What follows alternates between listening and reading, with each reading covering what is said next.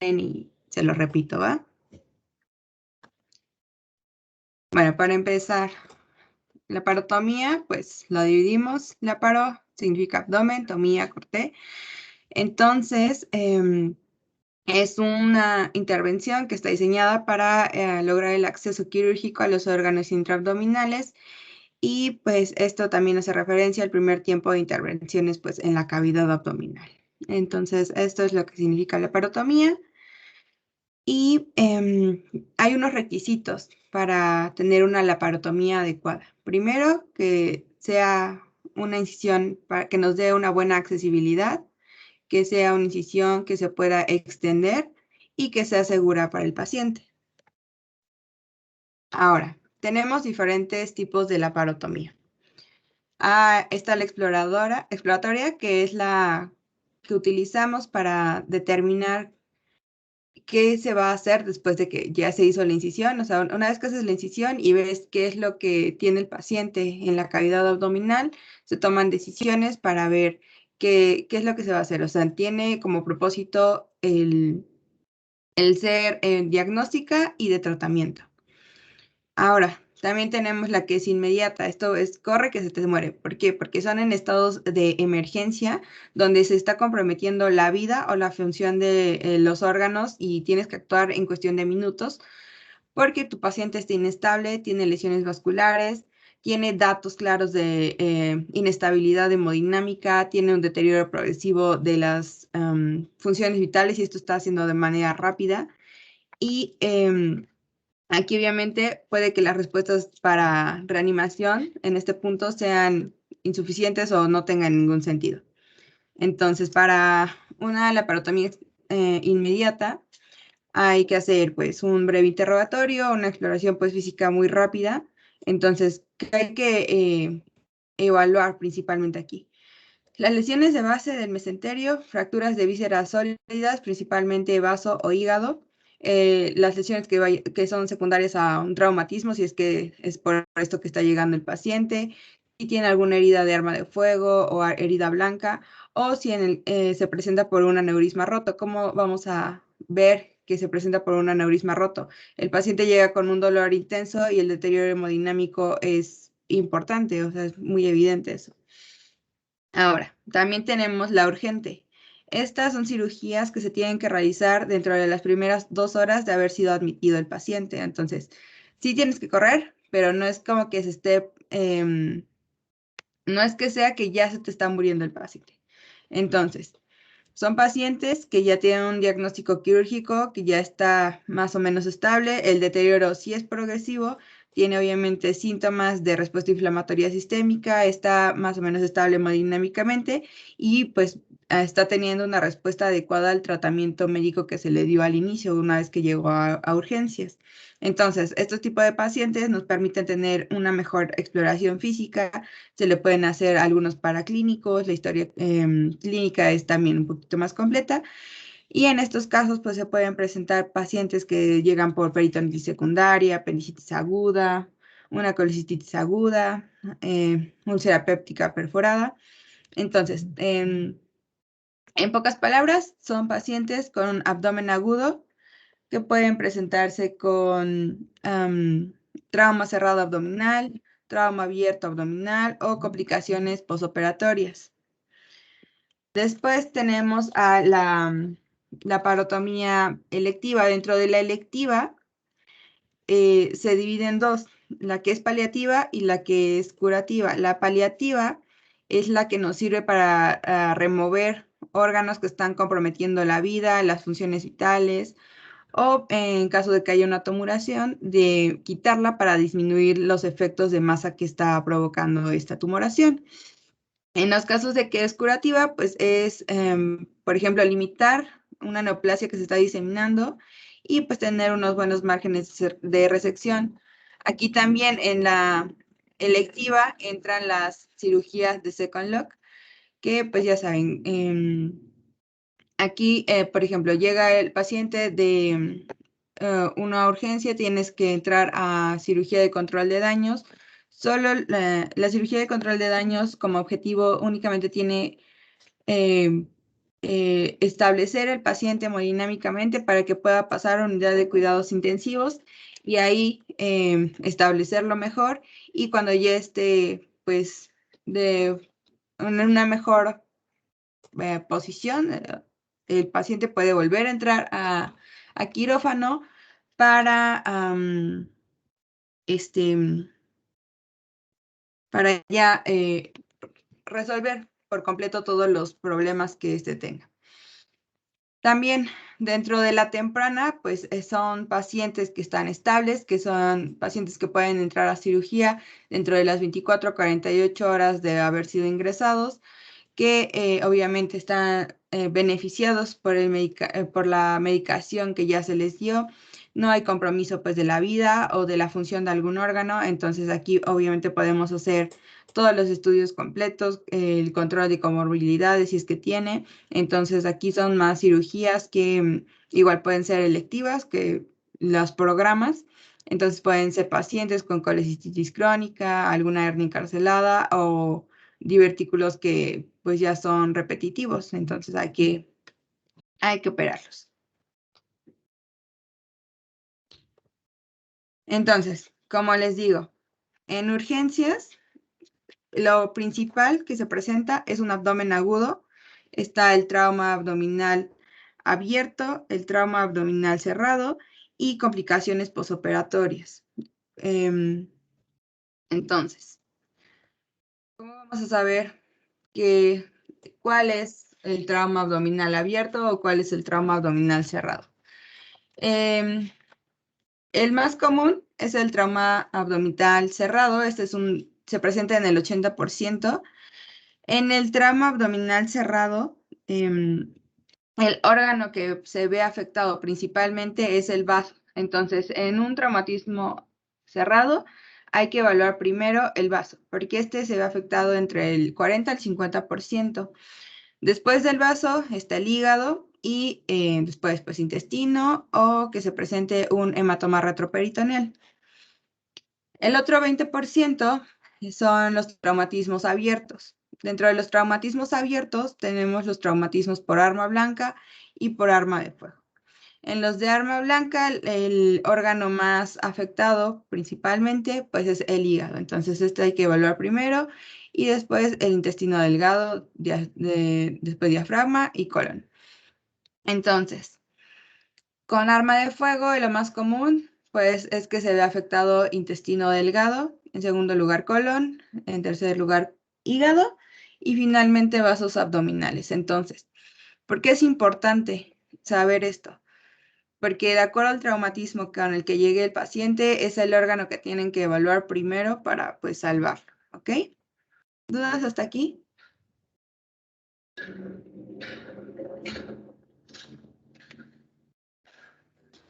Todo bien, Miri. Todo bien. Perfecto. Entonces, como les decía, en la electiva tenemos de dos, que sea paliativa o que sea curativa. Si es paliativa, pues tiene como objetivo pues solo remover algún órgano que esté comprometiendo la vida, disminuir los márgenes de alguna tumoración y pues es eso. La curativa puede ser limitar la diseminación de las neoplasias, igual, disecar los márgenes para que pues esto se encuentre adecuado. Entonces, esto se puede realizar por medio de la laparoscopía si es que la neoplasia no es tan grande, pero ¿por qué preferiríamos una laparotomía en lugar de una laparoscopía en casos de neoplasia?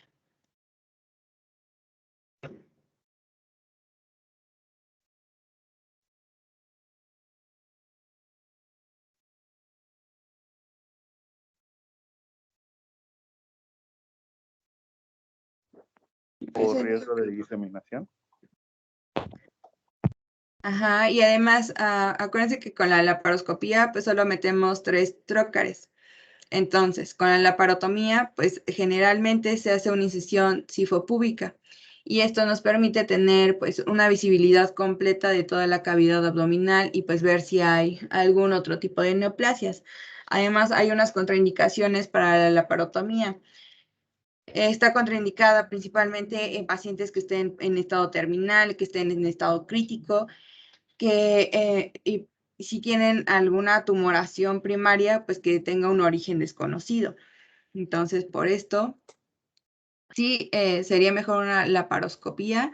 Si está bien identificado la neoplasia, es pequeña y se puede utilizar esto, pero si no, pues es mejor utilizar una laparotomía. Entonces, la laparotomía tiene unos objetivos. La electiva, pues, es el medio diagnóstico y también terapéutico. Cuando es de urgencia, lo primero que se busca con una laparotomía de urgencia es el control de hemorragia, pues para estabilizar al paciente que hemodinámicamente se está viendo afectado. Después de eso es controlar la contaminación si es que algún órgano se perforó, principalmente colon. Después está la exéresis de órganos si es necesaria, la reparación de lesiones, el lavado de la cavidad abdominal y el control de los daños. Ahora, más adelante vamos a ver las maniobras para la cirugía de control de daños.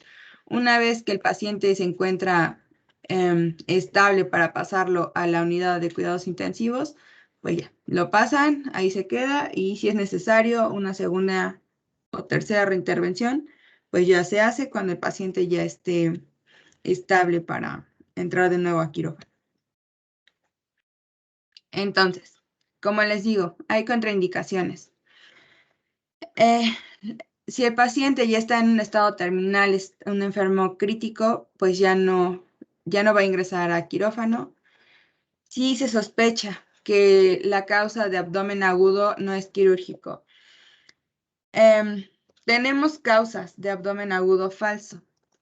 Las causas de abdomen agudo falso principalmente pues son diabetes mellitus porque pues presentan inflamación, diarrea, vómitos, etc. También el infarto agudo al miocardio, cuando hay insuficiencia cardíaca, si hay neumonía en el lóbulo inferior o una gastroenteritis aguda y también pues estreñimiento. Todo esto pues es abdomen agudo falso, no tiene tratamiento quirúrgico, tiene tratamiento pues médico. Entonces, dentro de las causas que sí son abdomen agudo verdadero quirúrgico, se dividen en obstructivas, inflamatorias y vasculares. Las obstructivas pueden ser por bridas, estas pues se presentan en pacientes jóvenes sin antecedentes de cirugía y estas bridas pues pueden llegar a causar que se necrose el intestino, por eso hay que intervenirlo. En las neoplasias, si hay una hernia encarcelada, si hay vólvulo y pues si hay invaginación intestinal. Y en las inflamatorias, la más común, pues está apendicitis, colecistitis, diverticulitis, úlcera péptica perforada o una perforación visceral. Dentro de las vasculares, que se haya roto un aneurisma o que haya isquemia mesentérica. ¿Por qué es importante tener en cuenta esto? Porque una causa de abdomen agudo obstructiva puede llevar a que se perfore el intestino, que pueda causar una alteración vascular isquémica. Esto va a causar pues inflamación obviamente y va a haber hemorragia. Entonces esto nos lleva a un círculo vicioso que si no resolvemos la causa inicial, pues esto va a seguir y el paciente pues va a tener problemas. Otra de las contraindicaciones es en coagulopatías, pues por obvias razones, ¿no? Tenemos congénitas, adquiridas.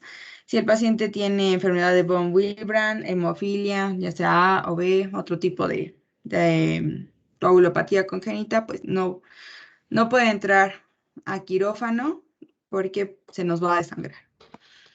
Igual, si son adquiridas por déficit de vitamina K, si están inhibidos los factores de coagulación o por hepatopatía crónica, no puede entrar a la laparotomía porque hay incisiones grandes, se pierden grandes cantidades de sangre, entonces no va a haber forma de que controlen esa hemorragia y el paciente va a morir ahí desangrado. ¿Por qué en pancreatitis aguda, peritonitis primaria, enfermedad pélvica inflamatoria, gastritis aguda está contraindicada la laparotomía?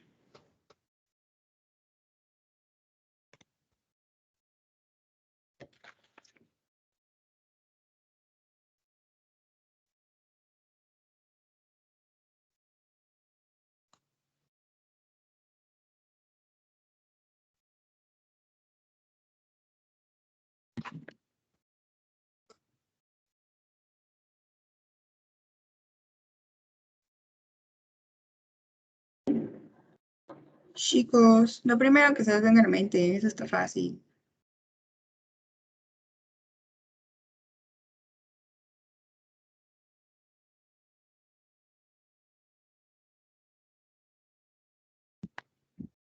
¿No?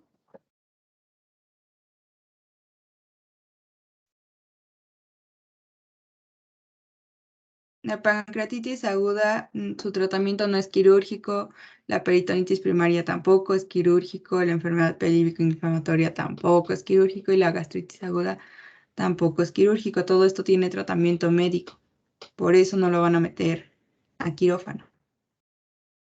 ¿Sí me están escuchando? Sí, Viri. Sí.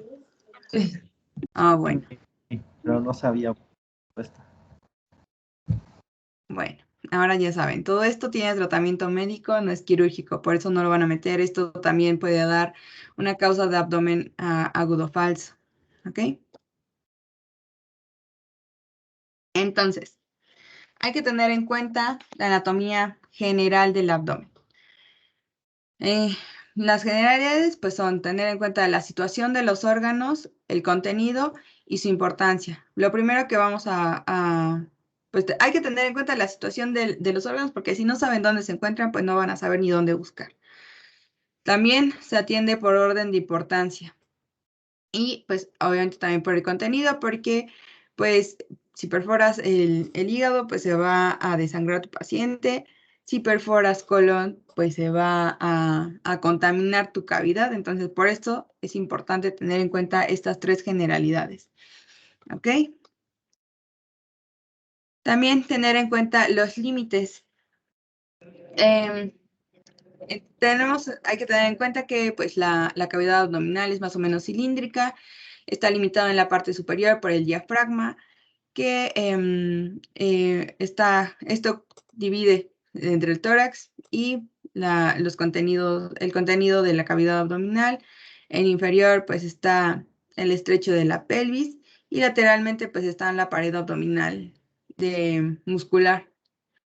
¿Cuáles son los principales músculos que conforman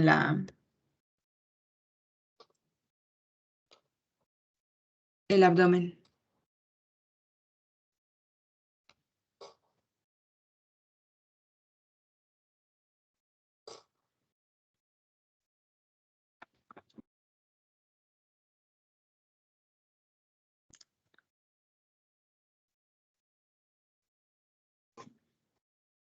Chicos. Son los rectos del abdomen, el oblicuo interno, el externo y el transverso. En algunos casos pues se encuentra también el músculo piramidal. Muy bien.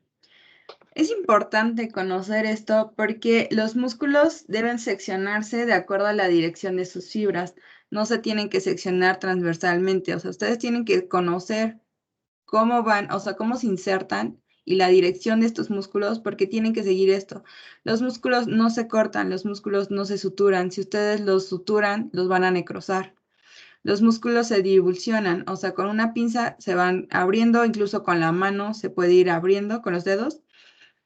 Y ya. Entonces, lo que sí se corta y lo que sí se sutura son las aponeuros y los músculos no. Hay una excepción. El músculo recto no va a hacerse el corte como se los acabo de decir. Este sí se va a cortar de forma transversal porque hay que tener en cuenta que su aporte segmentario de los nervios que tiene este. Entonces, si ustedes lo cortan de forma horizontal, pues van a denervar a este músculo. Si ustedes lo cortan de forma transversal o lo divulsionan de forma transversal, pues aquí no va a haber riesgo de que haya una denervación. Entonces, podemos dividir al abdomen de dos formas, de acuerdo a la escuela anglosajona, a la escuela francesa. Esta división nos sirve para tener en cuenta la situación de los órganos abdominales y con base en esto guiarnos de acuerdo al dolor que nos está mencionando el paciente y determinar los problemas a los cuales puede estar teniendo este paciente, ¿ok? Como les digo, tenemos dos formas de dividir el abdomen, de acuerdo a la escuela francesa o la escuela anglosajona. La escuela francesa la divide en 9 cuadrantes, esta es la que vamos a utilizar más. En la parte superior pues va a estar dividido por el diafragma y en la parte inferior pues por la pelvis. Vamos a iniciar con hipocondrio derecho que se va a encontrar en reborde costal derecho. En esta parte pues podemos encontrar hígado, epigastrio, se encuentra parte del hígado, el cuerpo de la curvatura menor del estómago, vesícula, etc. Hipocondrio izquierdo, la estómago, la cabeza del hígado, etc. Ya en el mesogastrio, región umbilical, pues está el colon transverso, intestino delgado. En el flanco derecho, pues igual, colon, intestino delgado, flanco izquierdo, colon, intestino delgado. En la fosa ilíaca derecha, sigmoides, apéndice, hipogastrio, igual. Nos importan aquí más el intestino delgado y los órganos que se contienen en la pelvis, principalmente en las mujeres, útero. Y fosa ilíaca izquierda, igual, intestino delgado, colon y tanto fosa ilíaca derecha como izquierda. En mujeres hay que tener en cuenta los ovarios. Ahora, en cuanto a la escuela anglosajona, pues lo divide únicamente en 4. En cuadrante superior derecho, cuadrante superior izquierdo, cuadrante inferior izquierdo y cuadrante inferior derecho. Entonces, esto pues nos da una respuesta más ambigua. Ahora, ¿cómo vamos a decidir qué tipo de incisión vamos a ocupar? Siempre hay que elegir la que sea más adecuada al paciente. No hay una incisión específica para un problema específico. En casos de la parotomía de urgencia, porque pues no sabemos qué tanto daño haya. Pero pues si ya sabemos la patología del paciente y por qué va a entrar al quirófano, pues si, por ejemplo, la de Kocher, pues es más para vesícula. La del otro lado, o sea, la incisión Kocher es la que se hace en el reborde costal derecho. La que se hace en el reborde costal izquierdo se llama Pribram. Si unimos la Kocher con la Pribram, es la incisión Chevron. Y hay otra que es unión de la Kocher, Pribram y se va hacia arriba. Se conoce como Mercedes-Benz. Entonces esto pues nos da una visión completa de todo el cuadrante superior. También está la paramedia, aquí la pone como mediana, acá hay un error en la imagen, porque la incisión que se hace sifopúbica no se hace del lado derecho del ombligo del paciente, porque está el ligamento redondo que antiguamente pues era vaso, entonces si se llega a cortar hay una probabilidad de que se vuelva a abrir, entonces puede haber hemorragia. Entonces cuando se hace incisión sifopúbica se hace del lado izquierdo del paciente, del ombligo, entonces viene acá, se hace de este lado y ya baja.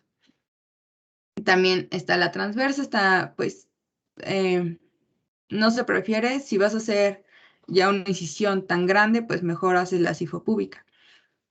En la parte del flanco, digo, de la parte de donde está el apéndice tenemos diferentes incisiones.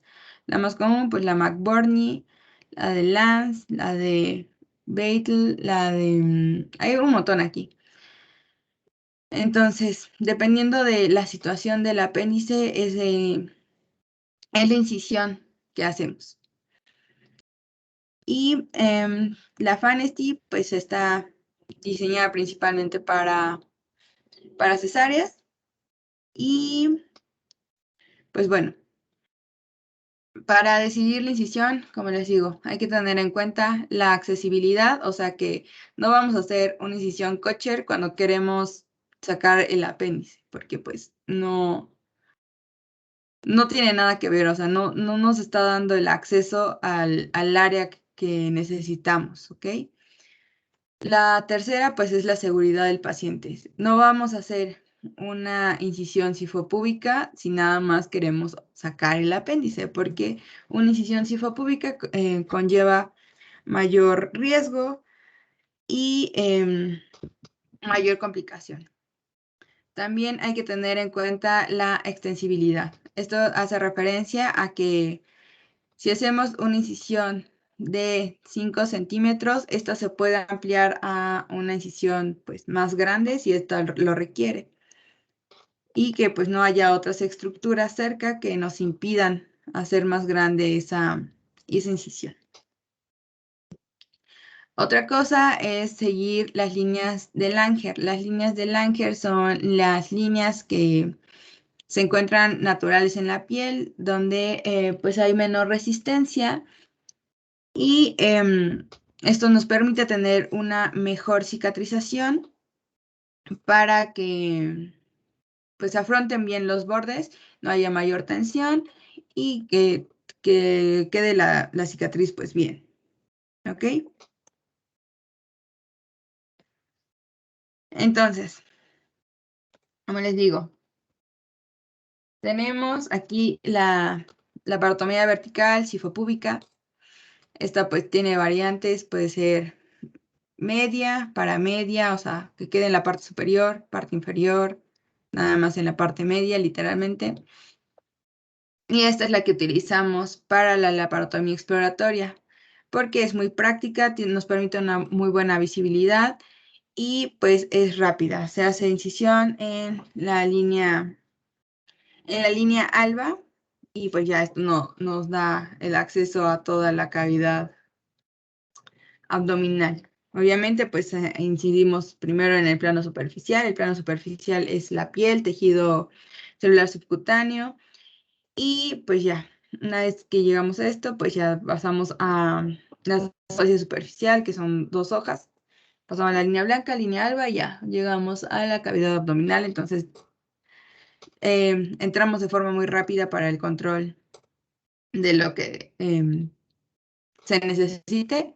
Y pues también es una incisión muy, muy grande. Entonces, no hay forma de que no podamos ver todo lo que contiene la cavidad abdominal y también nos permite hacer las maniobras para poder ver en la parte retroperitoneal. Tenemos diferentes incisiones que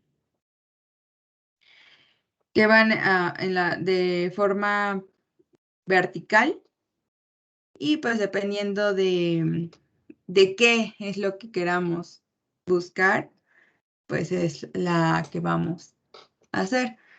Entonces, si solo se encuentra de sifoides hacia la parte superior del ombligo, pues es la incisión media supraumbilical. Si está por debajo del ombligo, pues es media infraumbilical. La que les digo que se utiliza para la parotomía exploratoria, pues es la que va de sifoides a pubis, incisión sifopúbica, y también puede ser como supra infraumbilical, pero pues ocupa todo esto. Si se encuentra en la lateral a la línea media, pero no tan hacia los extremos, pues son para media interna, ya sea del lado izquierdo o derecho. Y tenemos que si está más alejada, que está en el borde de los músculos rectos, pues es la incisión transrectal, igual puede ser izquierda o derecha. Luego, si ya se encuentra en los límites de los músculos rectos, pues es incisión para media externa. Y en la parte esto en la parte superior. En la parte inferior y del lado derecho es la incisión de Gallagher. Igual es para ¿cómo se llama? Cirugía de apéndice. Entonces, pueden ser incisiones del lado derecho, del lado izquierdo, supraumbilical, infraumbilical, completas, completas internas o externas. Esto con respecto a los músculos rectos del abdomen. Todo esto pues depende de para qué estén haciendo la laparotomía. Tenemos la laparotomía oblicua. Estas pues son incisiones subcostales. Dentro de las que tenemos, lo que les dije. Si está en el hipocondrio derecho, es la incisión de Kocher. La incisión de Kocher pues nos sirve para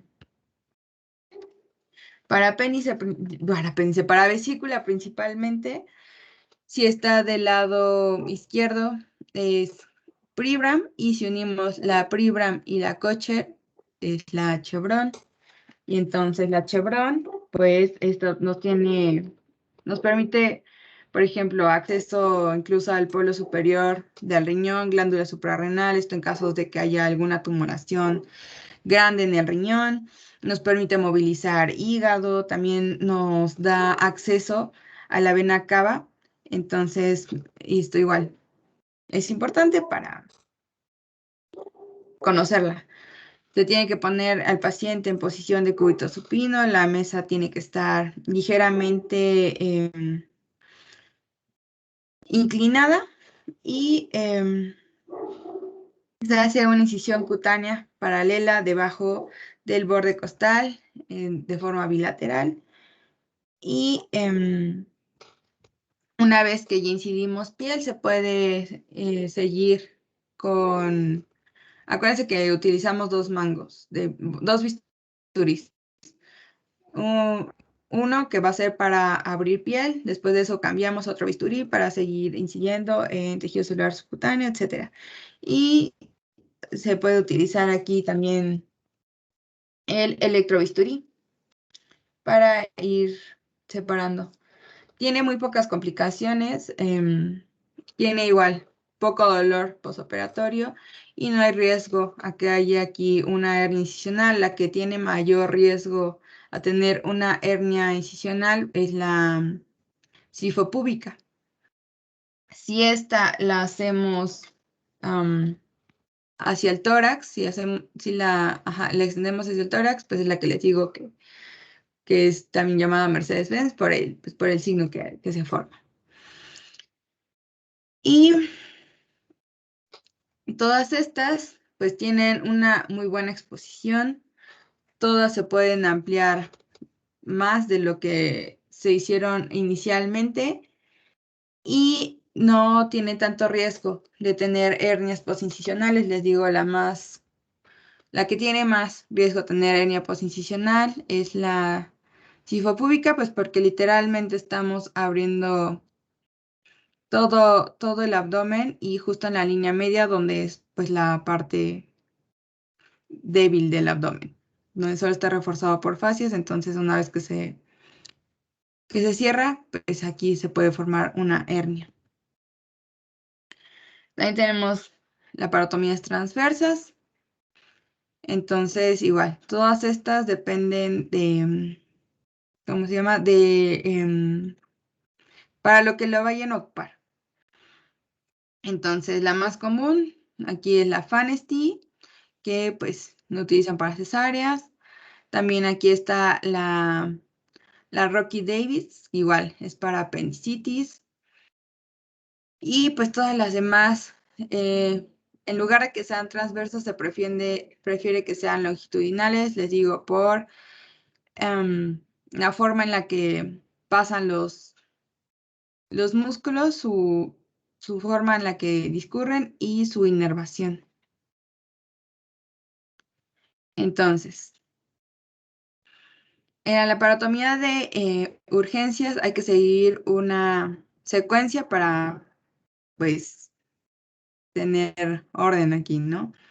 Entonces, primero, pues hay que hacer la incisión para tener acceso y exposición. Una vez que ya se tiene acceso y exposición, se tiene ya la visualización de los órganos y pues de lo que está afectado. Una vez que ya sabemos qué es lo que está afectado, pues hay que proceder a hacer el control temporal del sangrado. Y una vez que ya tenemos el control temporal del sangrado, que ya nos permite una buena visualización, pues ya se explora todos los órganos, ya saben, dependiendo si es trauma abierto o cerrado, cuáles son los principales órganos que van a evaluar para pues que no se les vaya a pasar nada. Como, sí, que no se les pase nada, por ejemplo, que tenga alguna perforación intestino, no la hayan visto y pues la cavidad se va a seguir contaminando y se va a morir su paciente. Entonces,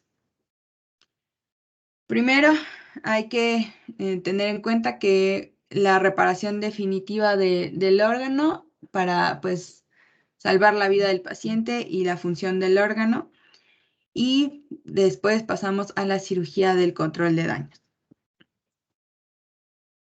Como les digo, primero pues hay que tener acceso. Entonces se hace una incisión que sea sifopúbica o media supraumbilical o infraumbilical para tener acceso. Primero pues vamos a hacer corte en piel, tejido celular subcutáneo, ya saben, para piel se usa un bisturí, ya después se cambia. Y seguimos haciendo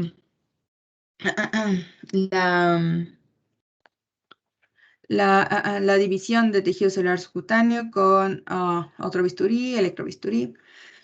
Y una vez que ya pasamos todo tejido celular subcutáneo, se va a hacer el corte de la fascia profunda. Y después de esto, pues ya llegamos a la línea alba, se corta y ya llegamos a la parte peritoneal. Si es necesario llegar a la parte retroperitoneal, pues hay que exponer esto. Hay maniobras para la movilización de los órganos dependiendo de qué lado quieran evaluar y por qué lo quieren evaluar. Aquí lo importante es mantenerse dentro de la línea alba, ya que pues esta línea es avascular y no va a haber riesgo de hemorragia, ¿ok?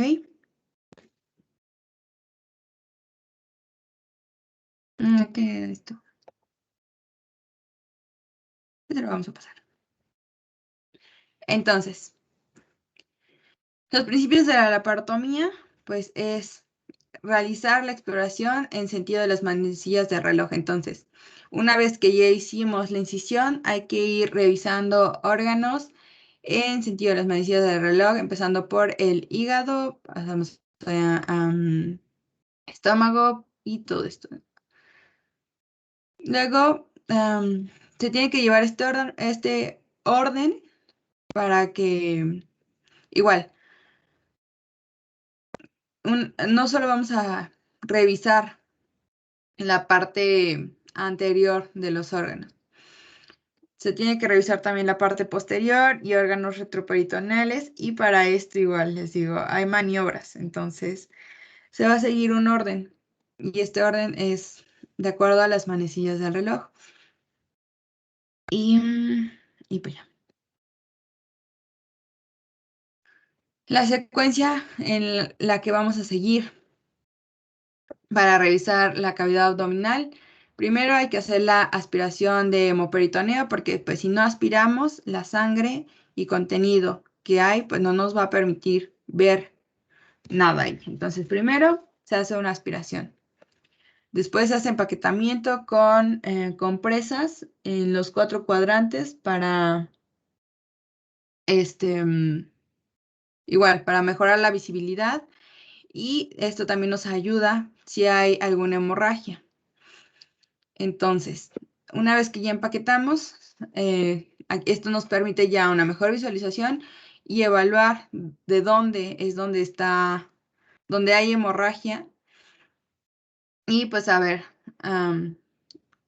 pues para actuar y detener la hemorragia, ya sea tiene que ser pues de forma permanente.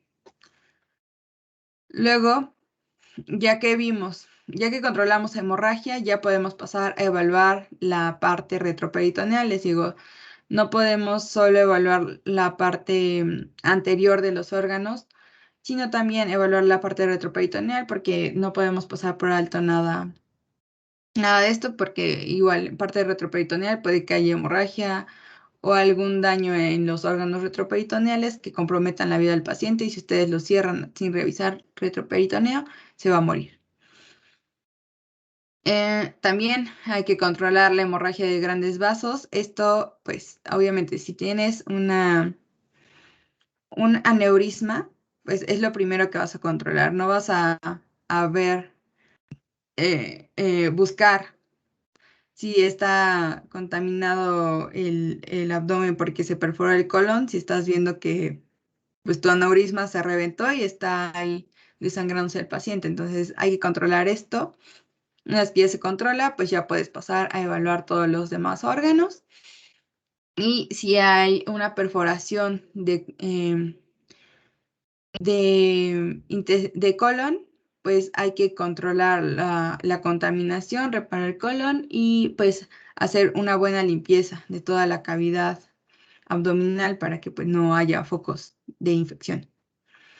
Y pues ya que ya se controló tanto hemorragia como contaminación, pues ya puedes pasar a evaluar todos y cada uno de los órganos intraabdominales pues, para evaluar que no se te esté pasando nada. Entonces, de forma rápida, cuando se hace la incisión, se tiene que evaluar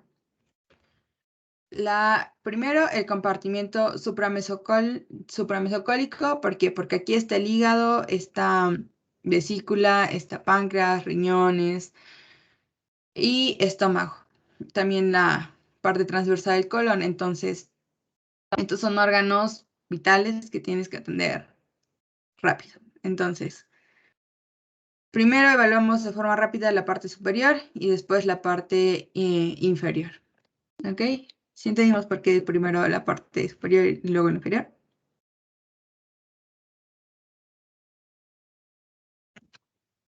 Sí.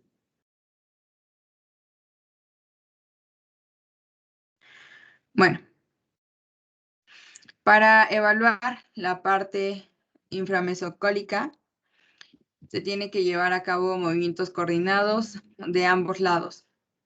Entonces, aquí hay intervención del primer ayudante y segundo ayudante, de los ayudantes que sean necesarios, para ir movilizando los órganos y se tienen que hacer al mismo tiempo y en el mismo orden, porque si no, pues puede que causen alguna hemorragia retroperitoneal o un problema mayor del que ya tiene.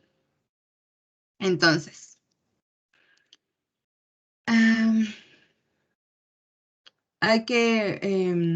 las zonas de lesión principales se encuentran en la cara posterior del colon, principalmente en colon transverso, en la flexura hepática, flexura esplénica. Entonces, estas zonas son las que hay que evaluar principalmente en estas partes.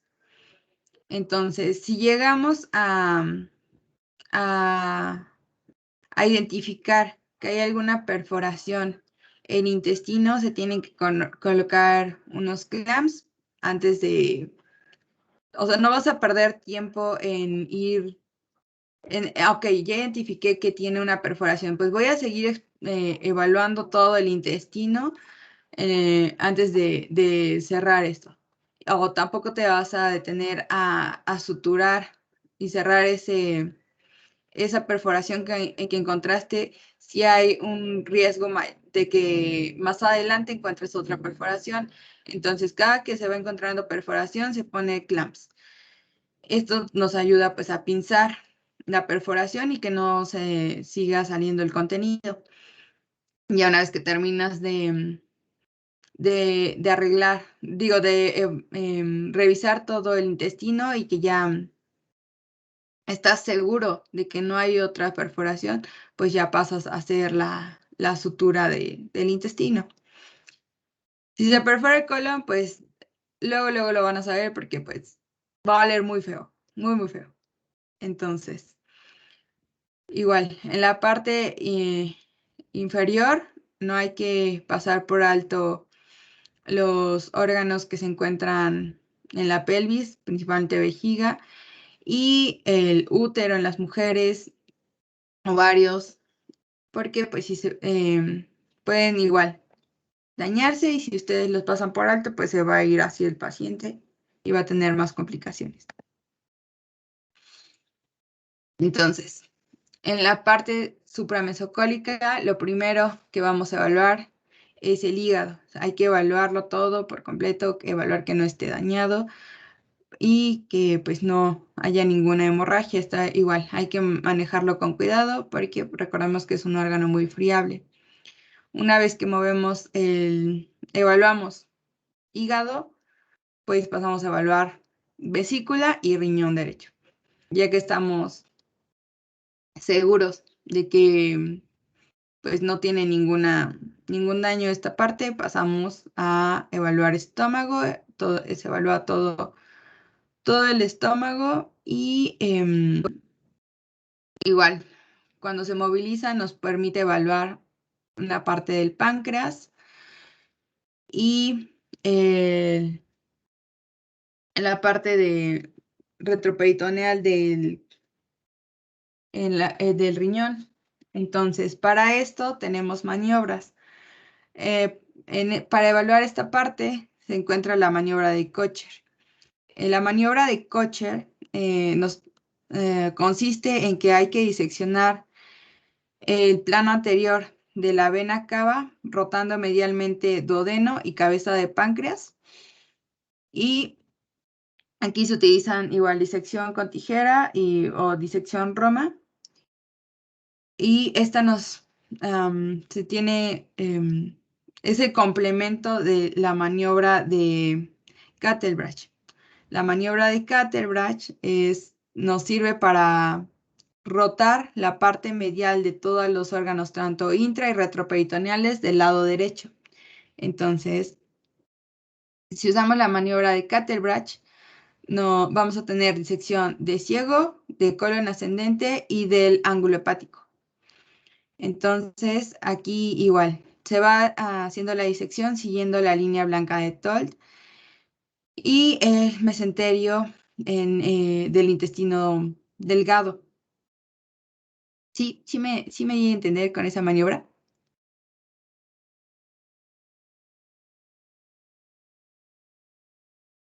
¿La puedes repetir, Viri, por favor? Sí.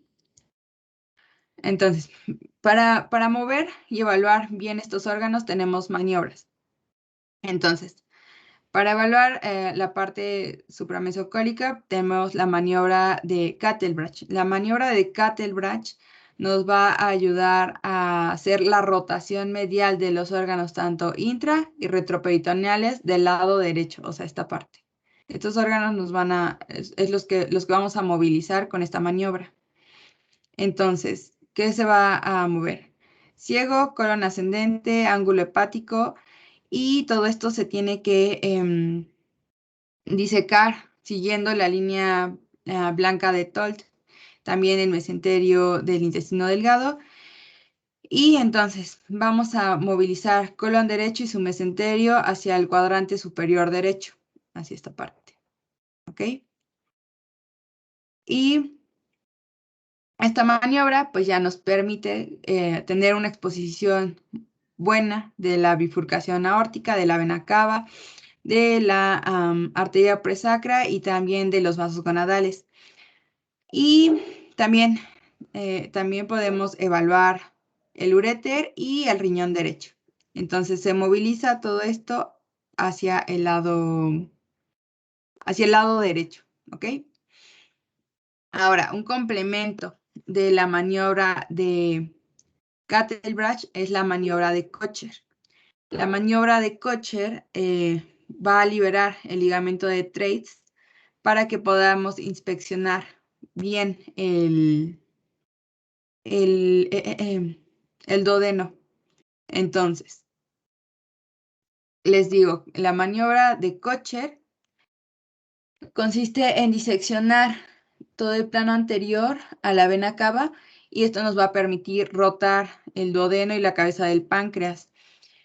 Y aquí hay que utilizar pues tanto tijera como disección Roma.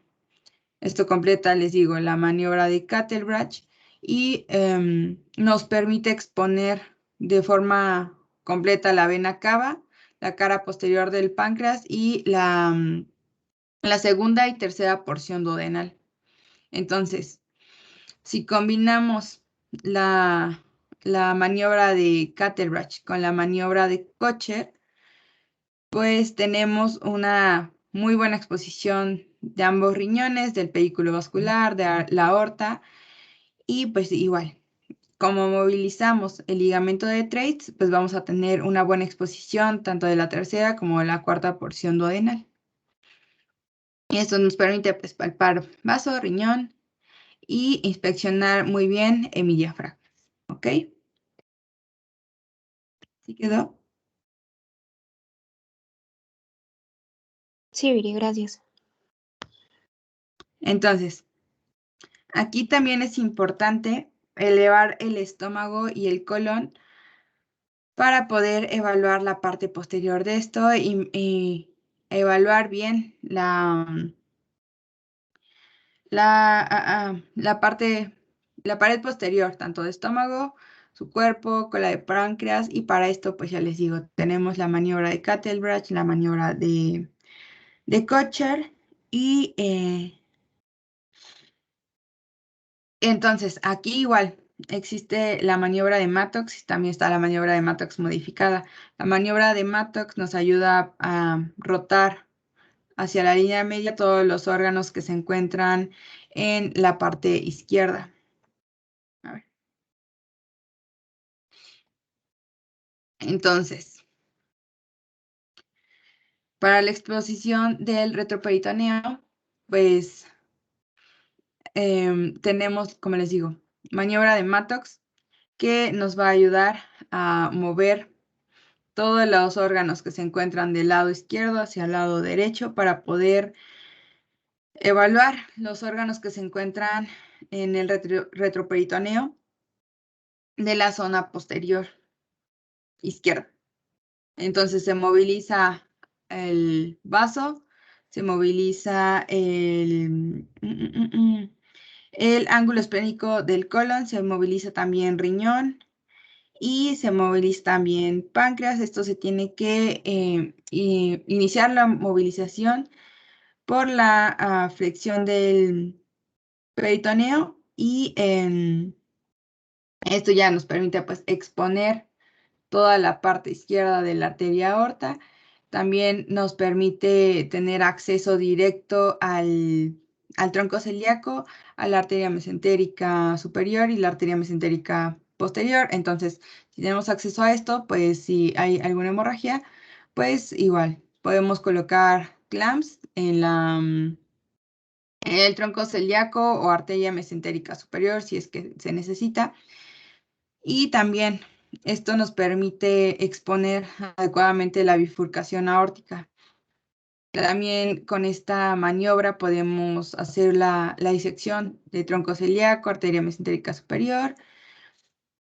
Y nos permite controlar hemorragias que se encuentran en esta parte.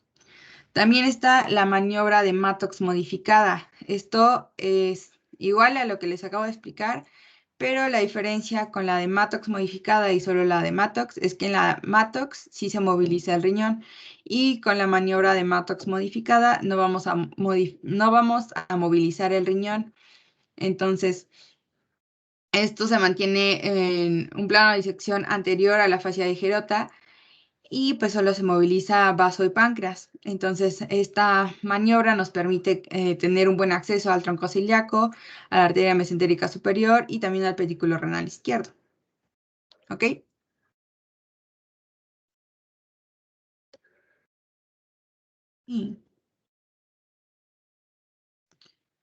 Entonces, para rotar los órganos del lado derecho hacia el lado izquierdo para evaluar retroperitoneo, tenemos maniobra de Kocher, la maniobra de Kocher extendida y la maniobra de Kettlebridge.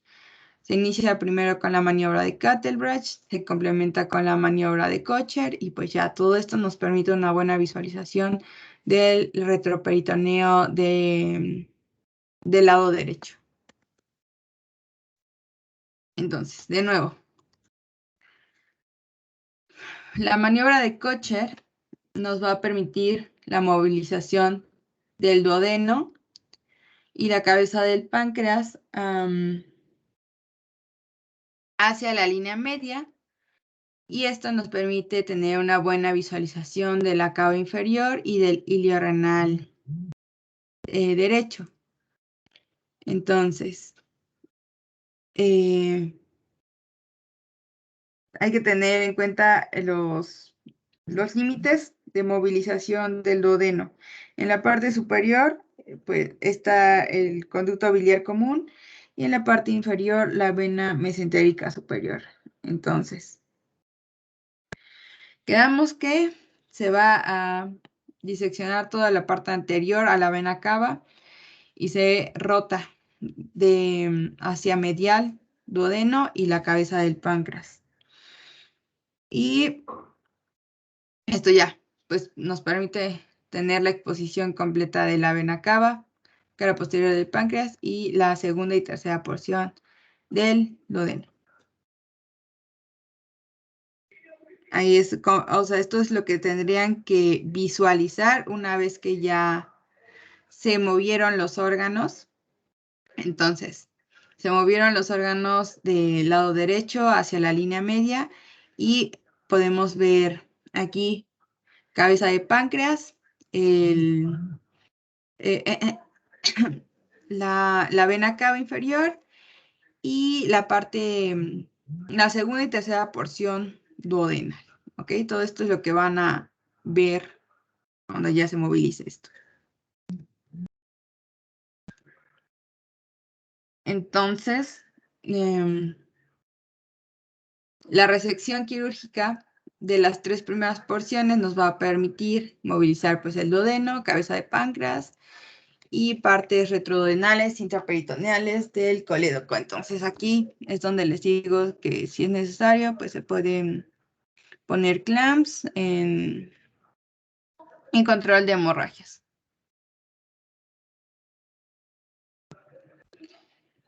Ahora, la maniobra de Kocher extendida, pues solo es extender la incisión en el peritoneo posterior hacia la parte caudal siguiendo la línea blanca de Tolt para poder movilizar aún mejor colon derecho, y todo esto lo movilizamos hacia medial, y entonces todo el lado derecho ya lo tenemos libre. Entonces vamos a visualizar literalmente todo lo del lado derecho.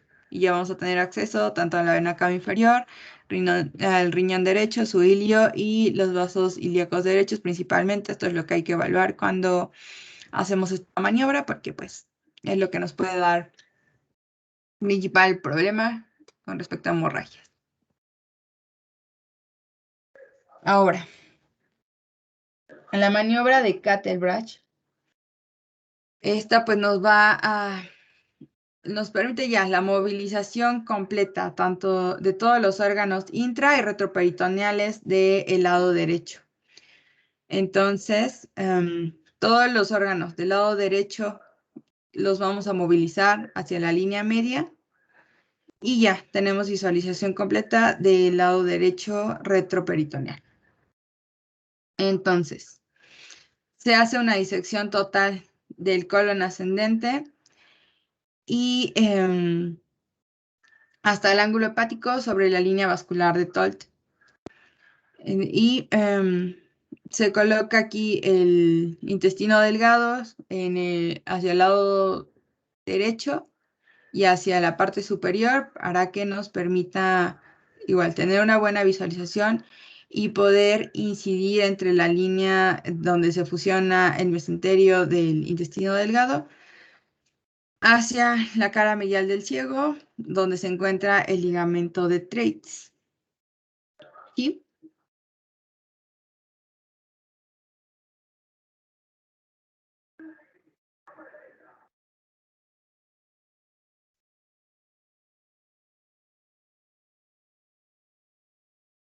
Ya se durmieron, ¿no? Ya no me entendieron.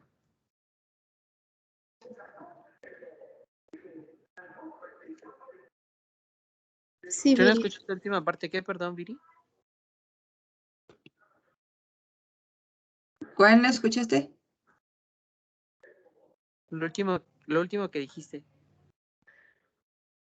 De cómo se coloca el intestino delgado para poder acceder a la parte posterior. El intestino delgado lo vamos a movilizar hacia la línea media y hacia la parte superior para poder tener acceso a donde se funciona el mesenterio del intestino delgado y seguir la parte medial del ciego hacia el ligamento de Treitz, y esto es lo que vamos a ir separando para poder tener acceso a la parte posterior.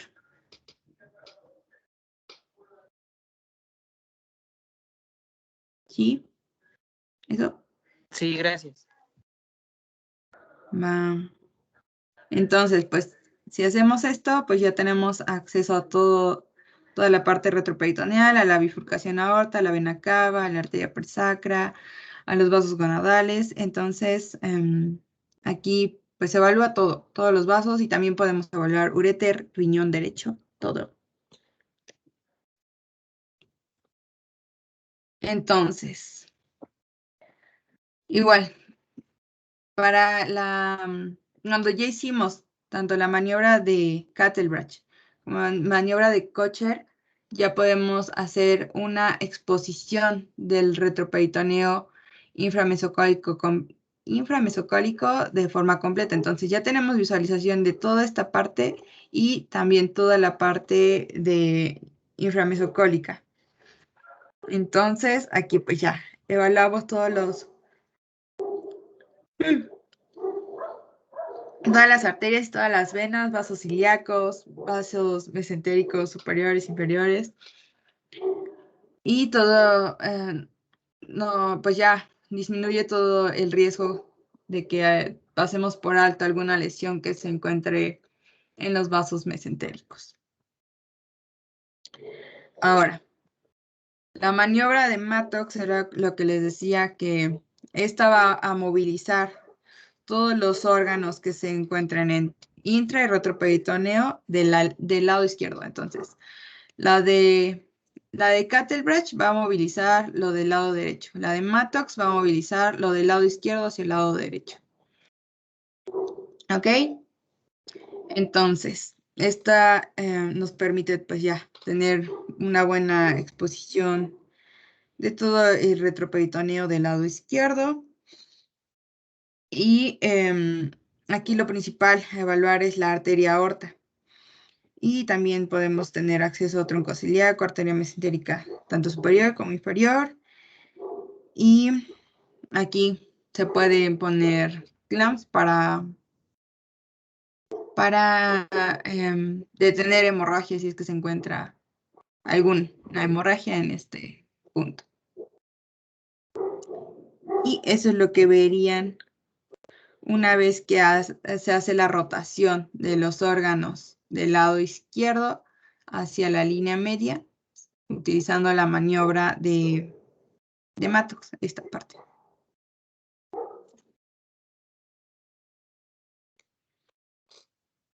Y esto sigue siendo Mattox porque la Mattox sigue moviendo al riñón. La Mattox modificada no moviliza el riñón, entonces tenemos visión de todo el lado izquierdo. Como les digo, la maniobra de Mattox modificada es hacer exactamente lo mismo que se hace con la de Mattox sin mover el riñón. Entonces, el plano de disección a seguir tiene que ser anterior a la fascia de Gerota. Esto pues se moviliza vaso y el páncreas. Y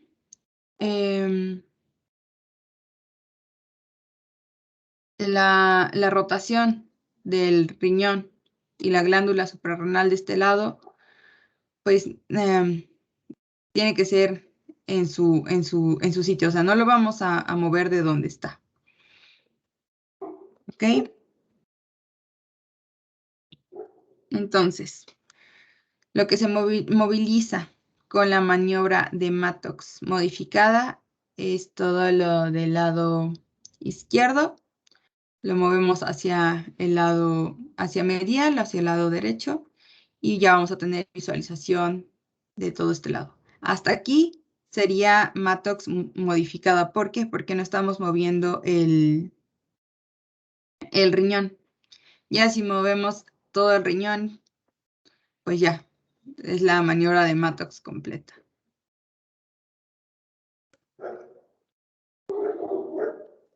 Ahora, tenemos la maniobra de Gómez y Gómez. Esta pues nos sirve para desplazar un órgano que se encuentre en plano medial para exponer principalmente los ligamentos esplenorenal, esplenocólico, esplenodiafragmático y pues si es necesario seccionarlos, ¿ok? Entonces lo que vamos a movilizar aquí pues es principalmente el estómago, ¿ok? Hay otra maniobra que es la maniobra de Ehrlich-Hellman. Esta nos permite movilizar tanto el vaso como el cuerpo y cola del páncreas para pues tener acceso a la parte posterior a esto y principalmente no es para seccionar el ligamento gastrocólico y pues ya poder movilizar esta parte también. Ahora, la maniobra de Pringle, esta nos sirve para el control inicial de la hemorragia hepática, porque nos permite la compresión del pedículo hepático a través del agujero de Winslow. Entonces, pues ya hay una oclusión de la vena porta y la arteria hepática se ocluye con una pinza a través del hiato de Winslow. Y aquí lo importante es que no se puede ocluir el pedículo hepático por más de 90 minutos. Entonces, en casos de que haya alguna hemorragia activa, que el paciente esté hipotenso, el tiempo que se mantenga pinzado esto tiene que ser menor a esos 90 minutos. Entonces, se pueden usar, pinzar esto en periodos de 40 minutos. Se pinza 40 minutos, dejamos un periodo de descanso de 15 minutos, se vuelve a pinzar otros 40 minutos y pues ya, así se mantiene hasta que se resuelva la causa por la cual se esté dando esa hemorragia. ¿Sí?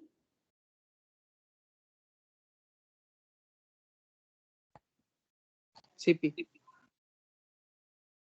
Bueno.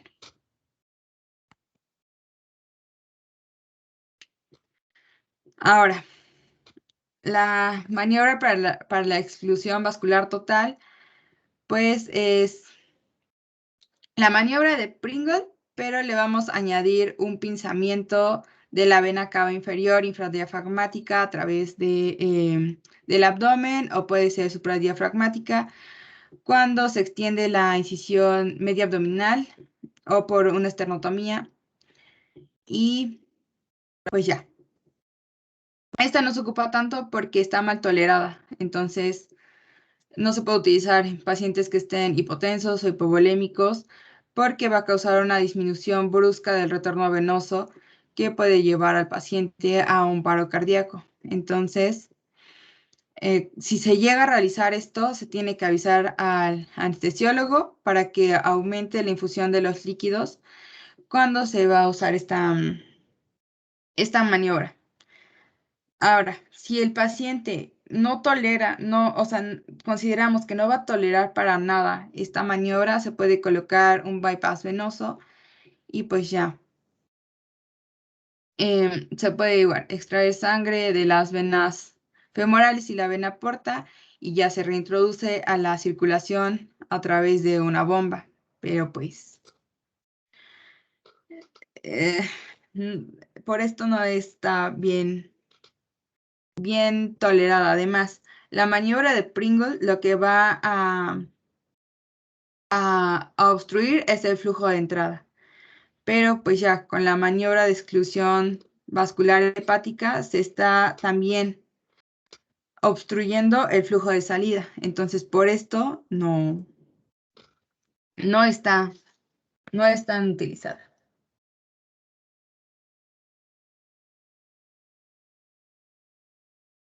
Entonces, la vamos a dejar aquí y cuando no vuelva a haber clase, yo creo que mañana, seguimos viendo esto. ¿Tienen dudas? Un montón, seguro.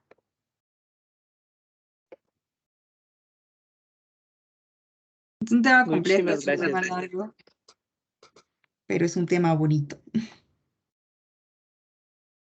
Si tienen dudas, o sea, si leen el tema y tienen más dudas, pues mañana me preguntan, ¿va?